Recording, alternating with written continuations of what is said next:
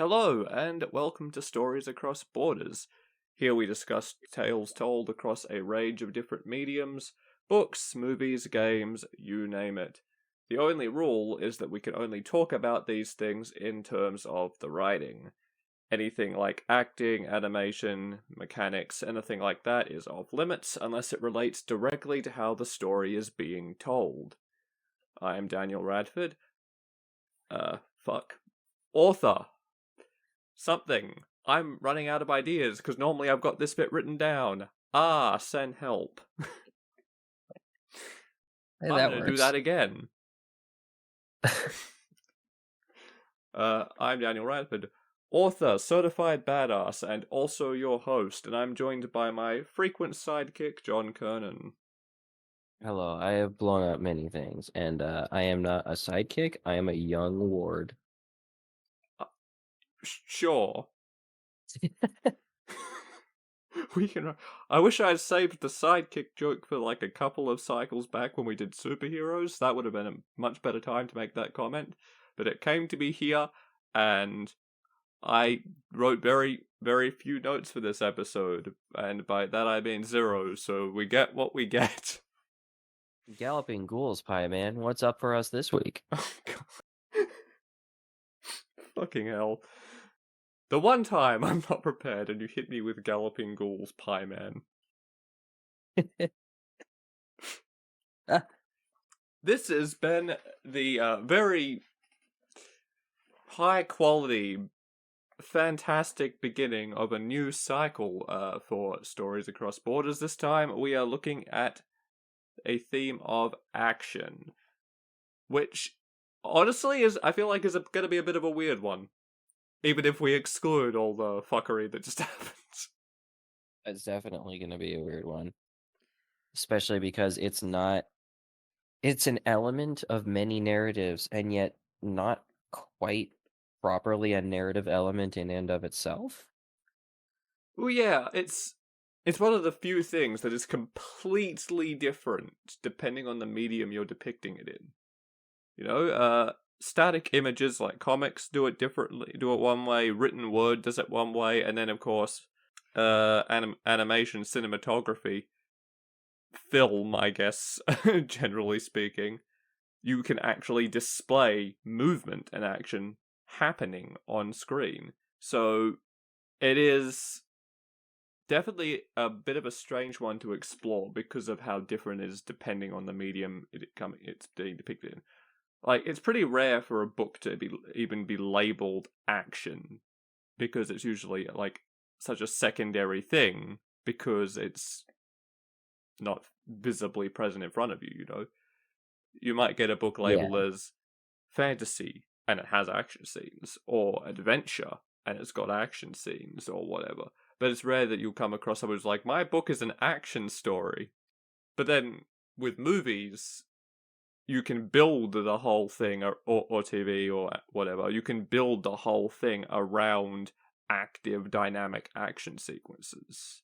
So it's games too fall into that sort of category. So it's very different. Very different. Which, honestly, at least we had a bit of a loss for where to start with this one. If I had written some notes beforehand, like I normally do, I probably wouldn't have this problem, but here we are. Fair. You know, So, notes definitely make things easier. I say as a man who's very good at and always takes notes. oh yeah, I have every time. so many notes for everything.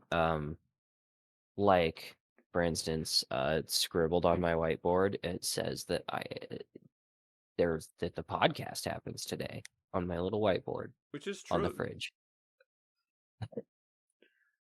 Accurate notes. I wonder how much of this podcast we're going to spend just bullshitting about how unprepared we are this time. Yeah. I think perhaps maybe a good point to start with, and something I actually talked about a bit in an article I wrote at the end of last year, actually, as it turns out. I keep thinking it was way more recent than that, but no, it was on the 7th of December 2023. And actually establish what we're talking about when we talk about action as action scenes, action as part of a story. because I think when you talk about a story being an action story or having action scenes in it, people typically think of combat, be it large scale battles or one on one fights, whatever. Generally speaking, when people think of action as a genre or as a type of scene or as any narrative element, I think that's the first thing they think of. And that is action, but it's not all of action. Yeah, Uh, despite the weird place it holds within narratives compared to a proper narrative element, action is in fact like a little more broad, and that, I mean, any scene any scene where the main focus of the scene is people acting, people doing things and making things happen physically can become like an action scene. yeah, a little bit more specifically, I would say it is a point. An action scene is a point in a story where physicality and or movement becomes very central to what is currently happening in the story, and the pacing picks up quite a lot. Yeah, Uh, which is totally capable of happening in books and stuff, just it, doesn't very yeah, often because it it's a lot harder to turn something like that into words than visuals. well, I mean, the thing is, I think it happens plenty in books, but it tends to be a smaller part of a story in books because books will have a lot more, not padding, but a lot more detail, generally speaking, compared to a movie. That's true. There's a lot more introspection, there's a lot more exposition, there's just a lot more general descriptive flavor and detail because you have more room for that compared to with a more tightly packed movie. And again, Yeah. it's easier to shift focus to the dynamic action scenes in something where you can physically see it happening. There is a actual tangible representation of that movement being kinetic and moving. You know, when it comes to writing prose, action scenes are widely regarded, at least if book Twitter is to be believed, and my own experience is to be believed, uh, action scenes are generally one of the hardest things to put to prose, one of the hardest things to really write, because you don't have the advantage of visuals, generally speaking, to convey the action. You have to rely entirely on your words to make things feel kinetic and dynamic and gripping. You know, Yeah, that's a good point. yeah. Like, how many times? This is something I'm pretty confident I've said in the article as well. How many times have you been writing something or known someone who was writing something and heard them go, "Jesus Christ, I wish I could make this scene as cool and epic as on paper as it is in my head." It's hard. It's man, trying to think up purely of words that will conjure much more specific images in people's mind that you're going for is tough. Well, yeah, the words you choose to use with a written action scene are really important because connotations can and just vibe even can make or break the impact of the scene, right? There's a Yeah, it's it, true. there's a big difference between describing something as a thud and a slam, or or if you use phrases like collision or impact. They have a weight to them. Yeah, absolutely. And I think this is another topic that that takes a lot from something we've discussed before here, but it's one of the things that big changes between mediums affects a lot of things, but I would say action is one of the things that affects the most is the difference between having visuals or not, not just that you have to describe things, but the big thing is the action is one of the things where the written word has to deal with the subjectivity, whereas visuals can lean on the objectivity. Like everybody can feel different ways about what happens. But when it's a visual medium, everybody is seeing the same thing happen. When you describe it with words, not everybody is imagining the same thing happen, which puts that much more emphasis and weight on just exactly how you describe it. Yeah, I think that is a fair point, that your choice in words is going to have definitely direct the way people are seeing things in their mind's eye. Again, if you choose words with that kind of punch and weight to them, then that's the sort of thing that your audience is likely to imagine. If you say if you go, he hit the ground and then rolled with the momentum and climbed to his feet, you have described a scene. Most people can picture roughly what that's going to look like. But if you then say he slammed into the ground, rolled across the surface, and then staggered to his feet, you've described roughly the same scene, but I bet you would imagine it differently.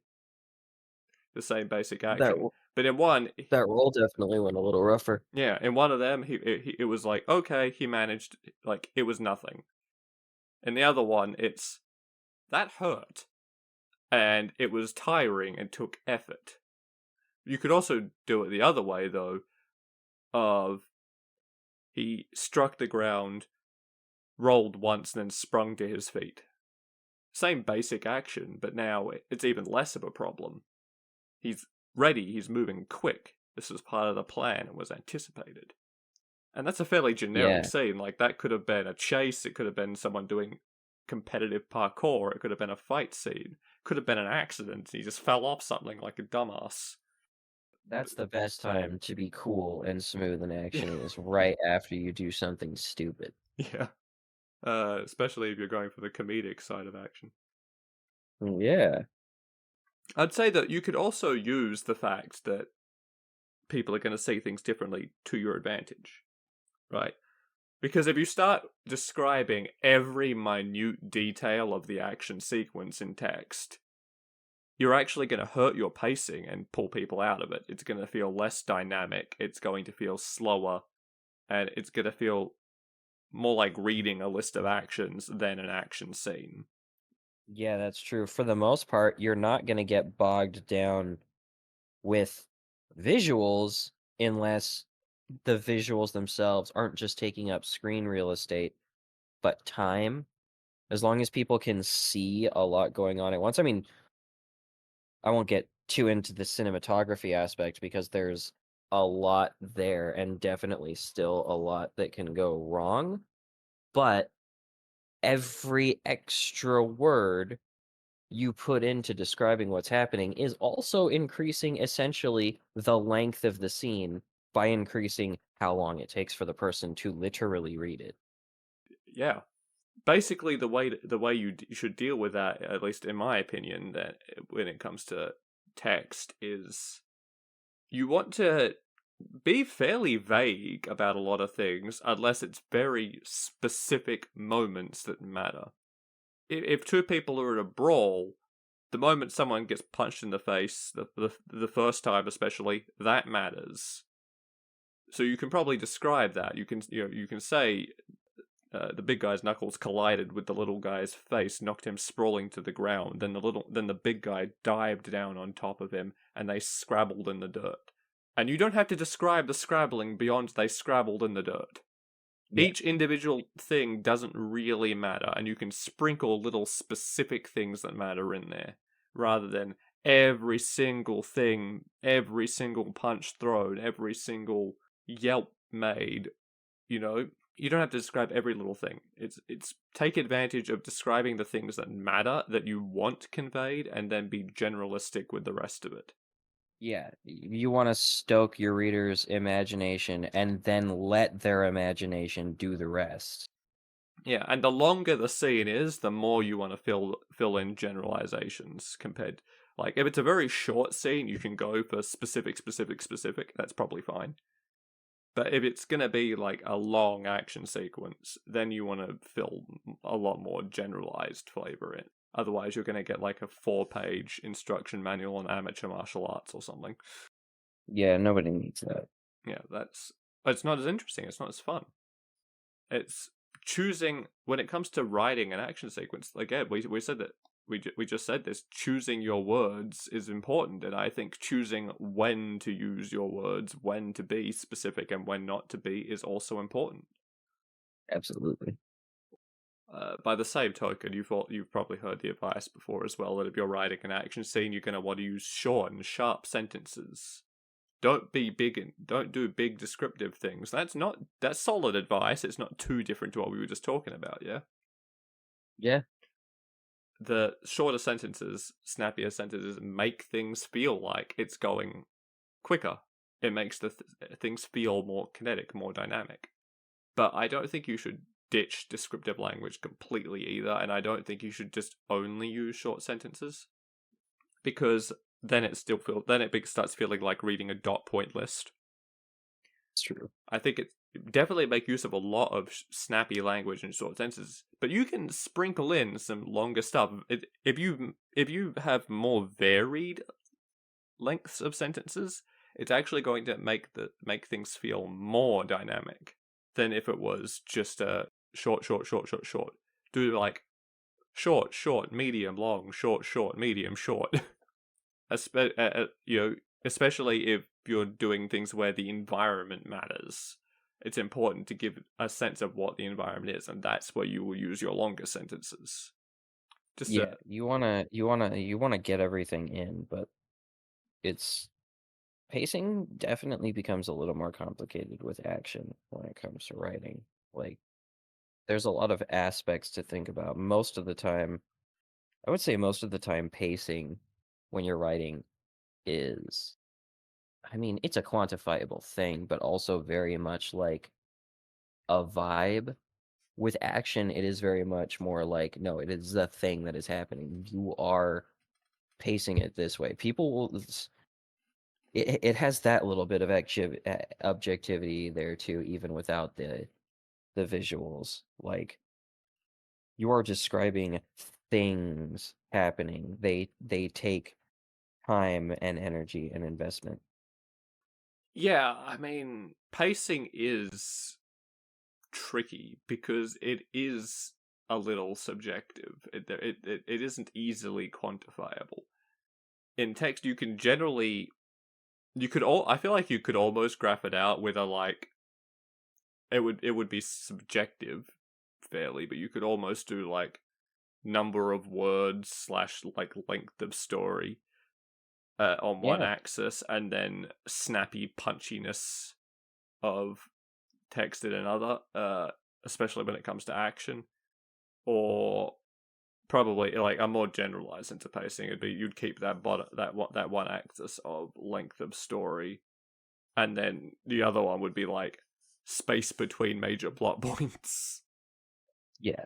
But I mean, it's always going to be a little vague because, as you said, a lot of pacing and that sort of sense of movement is about vibe, and that's why the language you choose and the way you write, the actual mechanics of the prose are important, especially with action.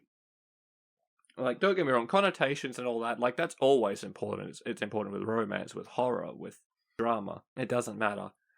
But more than any other type of genre or scene or whatever, I feel like with action, it's very important to pay attention to how your sentences are structured on top of your choice of words. And that's one of the things that makes it so tricky to write a good action scene, because you have to keep all of this in mind as well as the scene itself, because you don't have actual imagery to lean on. It's comics have their own trouble, or other like more like static image storytelling for sure, because speaking as an artist, conveying movement in a static image is also very hard to do, but it's still easier in a way than conveying it through text. There's still Oh a yeah. visual reference point to go, oh, that's what that movement looks like, and he's going along this line of action, and whilst with written action, it is completely dependent on the images that are popping into a bunch of different people's heads.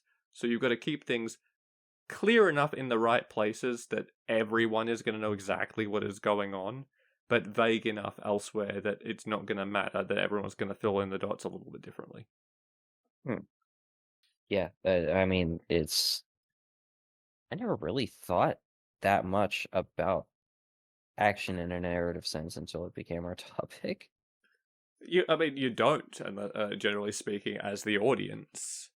Sometimes even as the writer, you don't really think about it. I think some people could do with thinking about it a little bit more. Not to throw shade at anyone specific, but You know who you are. I mean, like I said, don't get me wrong. I feel your pain. Action is hard to write. It is hard to convey a good, engaging, dynamic action scene in the written word. If it was easy, everyone would do it, and they would do it well. But there is a reason action is a comparatively smaller part of prose compared to visual media. And not all of that is because of just more space. It's harder. And it's quick because of the pacing as well. I mean, it's not just more pace, it also just takes less space because the pacing picks up in an action scene. Always, without fail. If your pacing slows down for an action scene, you're doing it wrong. True. Yeah, it's surprisingly complicated for what people often think of as like the lower echelons of entertainment and storytelling, right? People always typically think of action as the bottom rung. You know, it's not particularly complex or whatever. People don't look at Steven Spielberg and Michael Bay the same way. No, Spielberg has no, done a lot can't of do action. that. I should have picked a different director, but point stands. You know, Michael Bay does things. It's okay. He's very good at certain things when it comes to cinematography, but the writing in his Explosions. movies. I mean, not just the explosions. I don't want to get too much into it because it kind of breaks our rules a bit, but legitimately, he's really good at like dynamic camera work. That's true. But yeah, as I was saying, people look at like action and think, oh, that's the lowest rung. It's not super complicated. It's not narratively complex or layered necessarily. It's the fun, it's the spectacle, and I'm going to get into some of that later. But just from the perspective of the writer, and the less visual element you have, the more this is true. It's quite complicated. It's surprisingly complicated because you have to think of all this stuff that isn't present in other mediums, and it's not present in the moment in the scene. It's purely a thing that you as the writer have to worry about. True. But there are other ways as well to make action compelling that aren't specific to just to the written word that I think are relevant to everything, because and this is where that comment spectacle comes in, right? Because I think when action is just spectacle, it can ring kind of hollow. I would definitely say so. It's like you can watch it and be like, damn, that's cool. Or you can read it and be like, wow, that's a really cool maneuver he just pulled off. He's so strong. Or whatever. Holy shit, I can't believe she just did a quadruple backflip. What a boss. But that's all it is. It's like, if that's all it is, it's not going to get a strong reaction from your audience. It's definitely not going to get one that lasts. Maybe more so if it's like really good choreography or animation or something. But even then, I think people are going to gravitate more to stronger stories. Oh yeah, without a doubt. But action doesn't have to be just mindless spectacle. No, and it shouldn't be. I mean, sometimes, yeah, I guess you just want to eat some popcorn and watch some guy do kung fu. But generally speaking, yeah, you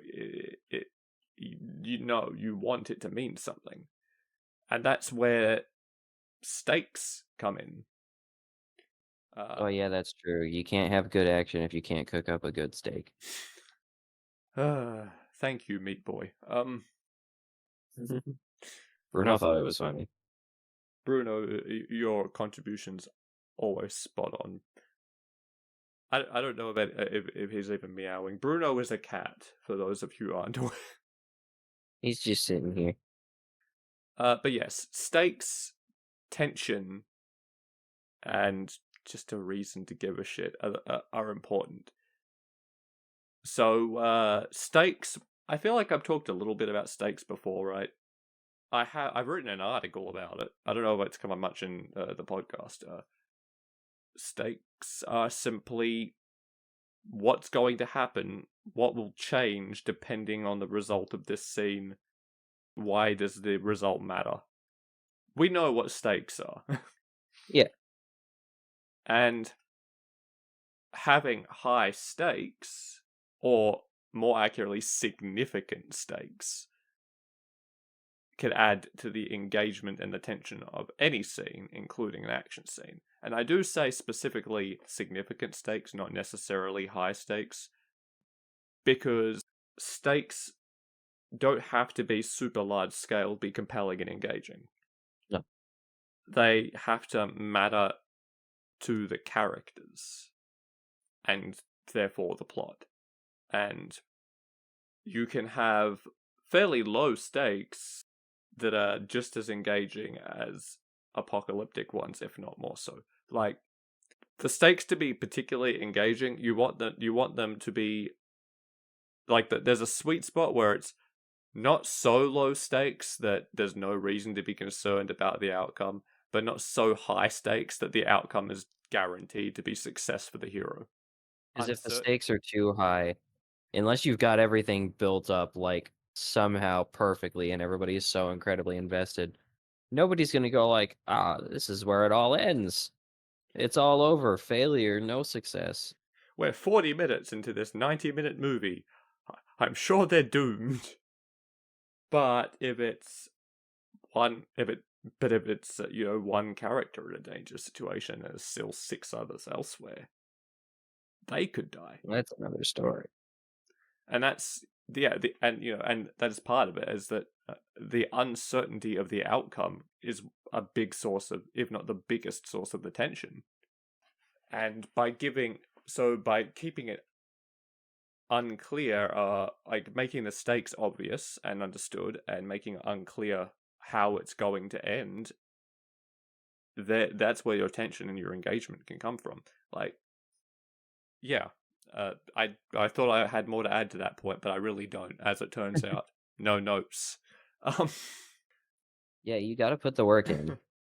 And you can do things, right? Like, by giving the action ebb and flow in the favor or of success or failure in either way, and like swinging back and forth between them, adds to that uncertainty. Like a surprise success, a surprise victory, where someone who has been having a very bad time suddenly out of nowhere wins, can be a nice shot of serotonin, or whichever one is more appropriate, probably dopamine actually. But it's not going to have the same impact as watching a scene going, oh god, are they going to succeed, they're going to fail, they can live, die, they're going to win, and not knowing until the end.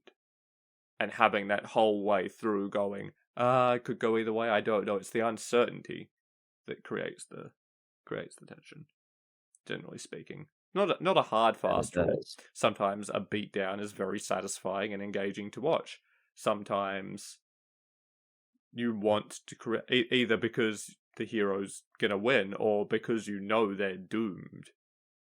And that can be compelling as well, depending on how you execute it. But as a general rule, uncertainty is the best way to create tension and therefore engagement. And that applies in action scenes, and you can achieve that by, again, hitting that stakes sweet spot, and by intentionally creating an ebb and flow where chances of success to failure seem to swing back and forth like a pendulum. Yeah, people are always more invested in something when they don't feel like they already know what's going to happen. And common refrain on this podcast, but the best way to achieve all of that and to make sure that lands and works is to make sure you've also crafted characters that people give a shit about.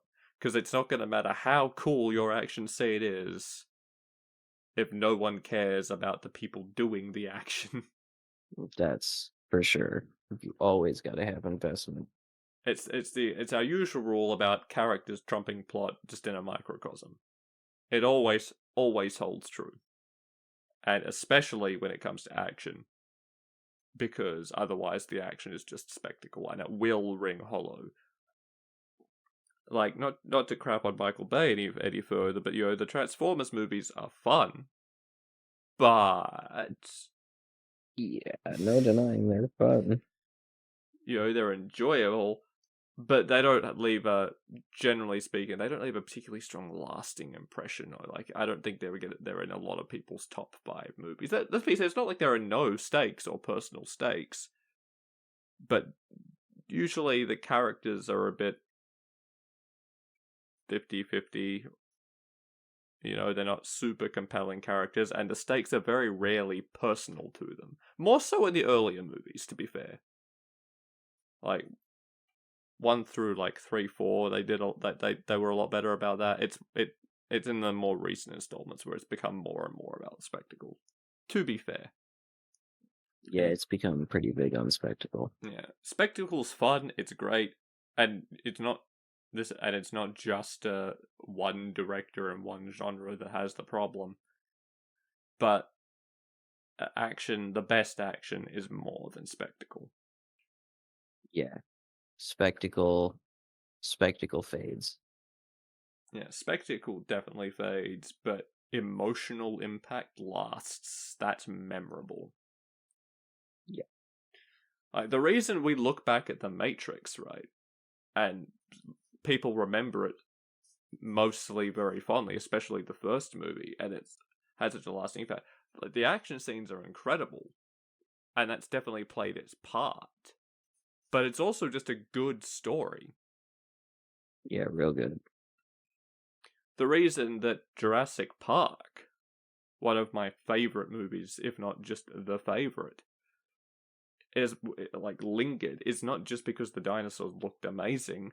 It's not just because it was thrilling. It's because you cared about the chances of people getting eaten by the dinosaurs as they were running for their lives. Yeah, don't get eaten by the dinosaurs. It's not fun. It's because the themes of the movie, and the same thing goes for The Matrix, they were just as engaging as the action, if not more so. Very true. And that's the thing, action doesn't have to be something for the lowest common denominator. It can be a part of something that is genuinely impactful and meaningful. There is loads of action in The Matrix, but it's also a very philosophical story. It's about realizing who you can be and are supposed to be instead of living a life of prescribed mediocrity. Yeah. Jurassic Park has some thrilling action sequences, but it's also a story about human hubris and not taking things too far before we fully understand the implications. Action can enhance a story. It can be, for sure, it can be spectacle, it can be thrills. It could also simply make you pay attention to deeper things. The action itself can be symbolic. Good triumphing over evil. Outrunning death. New defeating old. All kinds of things like that. Mostly I was thinking of combat-focused ones just then, not gonna lie, but I suppose outrunning death, you could be that could be a chase scene, that could be... Yeah, so that still fits. Oh, yeah. I'm trying to think of, some good examples other than The Matrix. It's definitely one of the most thoughtful examples of action.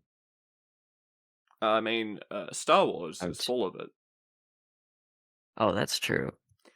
It's because Star Wars actually has a philosophy on it. Yeah, I mean, if you want to get deep enough into the lore, like every saber form has a philosophy and symbolism attached to it, you know? But just at the wider, like every single lightsaber battle is generally a clash between two philosophies. Very You know, much so. the episode 3, the Obi-Wan versus Anakin lightsaber battle, the one that most people would probably agree is the best in the franchise, That's pretty fucking good. is full of emotional stuff. It's full of like symbolic things. Like the whole clash is the end of an era. It's the end of a strong friendship. It's good versus evil. It's pride versus humility in some ways. It's power hungry versus servitude. Like And offense. it's sad. It's sad. Like it has all the emotional impacts. The stakes are very real. They're there, even though we know how it ends because we've seen the original trilogy. The stakes are still there because there's elements of uncertainty. There's what does this mean for Padme? What's this going to mean for the world at large? How do they get to that point where we were first introduced them to in the future? You know, like Yeah. the uncertainty is still there as well. Even at just at a basic level, it's offense versus defense, and being offensive and being defensive are in and of themselves symbolic things. One is all about taking what you want, being aggressive, assertive. One is all about protecting yourself and others. You know, it's an incredible dynamic, visually stunning, well choreographed action scene. But narratively, it carries even more weight, and that's one of the things that makes it so good. Yeah, it hits hard. You know, if you want a slightly goofier example, we care about the end of the Karate Kid. Karate Kid. As a bit of a silly martial arts movie, yeah, but like we care about it because the ending, like it's the triumph of the upstart, the underdog, the guy who has come from nothing, been beaten down, been laughed at, versus the aggressive, overtrained asshole. But it's also a clash between the philosophies of their two teachers. One who is all about compassion, kindness, teach it as defense, teach the philosophies of the martial art, and one who's all about teach to hurt good. Punch harder, hit gooder. There's quite a surprising amount of overlap between those two fight scenes actually. Not a lot, but enough that it's like, huh. Yeah. God, it's so hard. Like it's so hard to talk about action scenes as subject matter because, especially when you're dipping into like movies and comics and games and things like that, because at that point we're starting to dance around choreography and cinematography and all those things we don't talk about. But we knew that was Yeah. like, I mean, we knew that it was going to be a bit like that. This is we've been trying to be a bit more experimental in season 2 with our topic matter. And I don't think we've been devoid of content, to say the least. No, definitely not.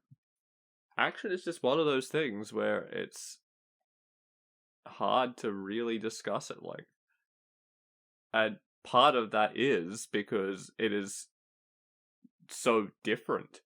Like if we were like a cinematography movie cinephile podcast, not a writing storytelling podcast, this would probably be a 3 hour long episode. Easily. What else is there? You have any idea, like good examples of action done right? Anything like different mediums you want to contribute? We haven't talked about games much, but I feel like a lot of the same stuff applies to all action, applies to games. A lot of stuff that applies to visual action applies to games as much as it does movies. Now, if we want to talk about games, action in games is also very complex, but in a much different way from the other stuff because you've got to have the element of control. People have to feel the action, feel a part of it, and it has to feel good.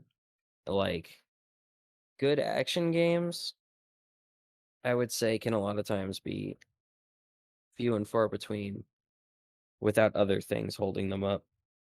Like, there are some good examples, like like character action games are the best I think of for the most part when I think of action games. Like, you want good action? Devil May Cry is always there waiting for you. It gets both cinematic and really cool and interesting when the way it shows its cutscenes, but also gives you an immense amount of control in how you want to play. And it has a And story that matters. yeah, and honestly, what I would say is the biggest reason Devil May Cry will always be one of the best examples of action in general, but especially as far as video games go, is it has a philosophy of all that cool stuff you see your character you're playing as do in the cutscenes. You can do that in the game.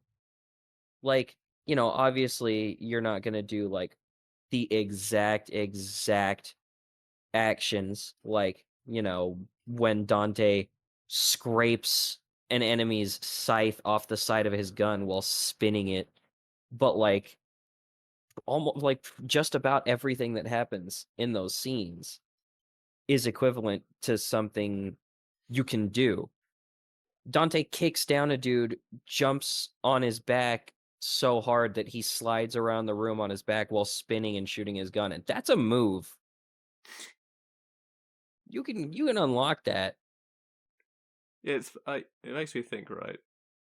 I saw a post just recently somewhere, and this guy was basically saying, he doesn't, he gets not like I know it's not really the right word, but he finds it disagreeable, I guess, when people will like take a game and give it a poor review if the story isn't as good.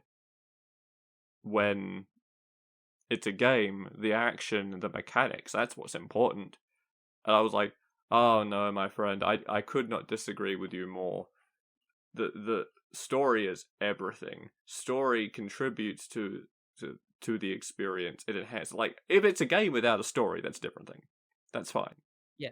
You don't have to have a story. I'm not gonna say a game is bad because it has no story if it's not supposed to.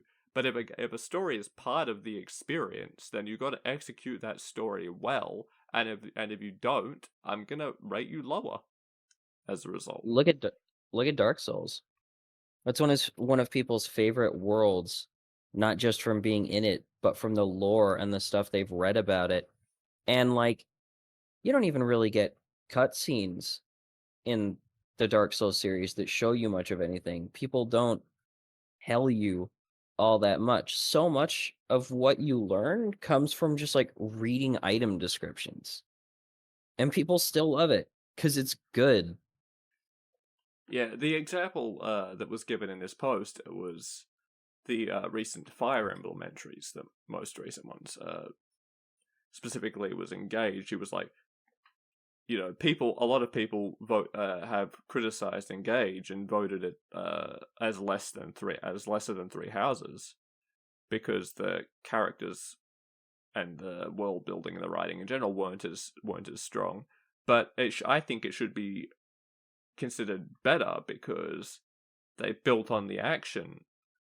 They built on the mechanics. The combat was more engaging, and I'm like, eh.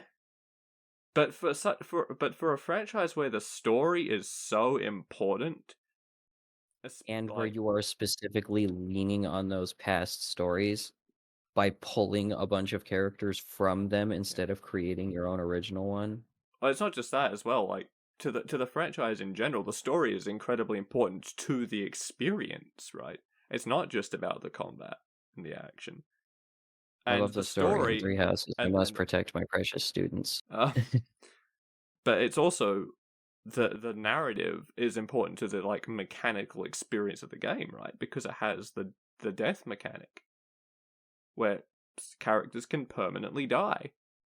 and That that and that characters get mechanic, stronger from their bonds yeah, too. and that mechanic, it's incredibly important that you care about the story and those characters.